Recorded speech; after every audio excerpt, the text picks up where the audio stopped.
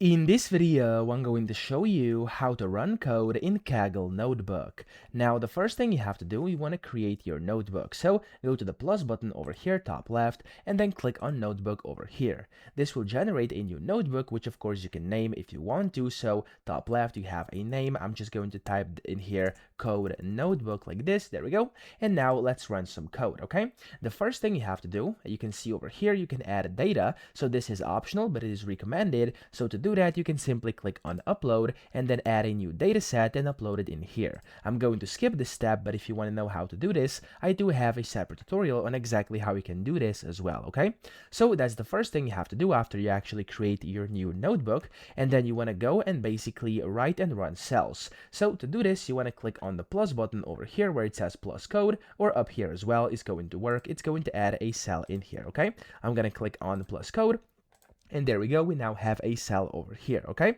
Now in here, you can basically type your code and then press Shift plus Enter to run it, or what you could also do is press this button to run it as well. Now I'm just gonna go ahead and basically do some random code over here, which I've pre-written, just so I can show you how to actually do this. So I'm gonna copy this code I created, I'm gonna paste it in here, and I'm just going to click on this button, or again, Shift Enter, it's gonna do the same thing, and it's gonna say session is starting, and then it's gonna start basically processing over here. Up top, as you can see, it's still waiting for Jupyter. You just have to basically wait for it, and then whenever that's done, it's going to run your code and give you the output. So usually this is quite fast. It's going to take like a few seconds over here, and then as you can see, it says session started, and over here it's basically generated the output over here. As you can see, it's just some random data. Okay, so that's essentially how you do this. And then if you're doing some deep learning, you want to go to settings over here on the right, so session options, and then over here you want to basically add on an accelerator such as a GPU, any of these two which are available over here. Okay,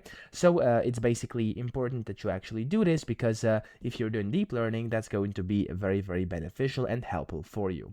That's essentially all you have to do, and then you can save the version up top in the top right, and then that's going to save a new version of your work. So that's how to run code. I hope this video helped you out. If it did, please subscribe to the channel and help me out as well.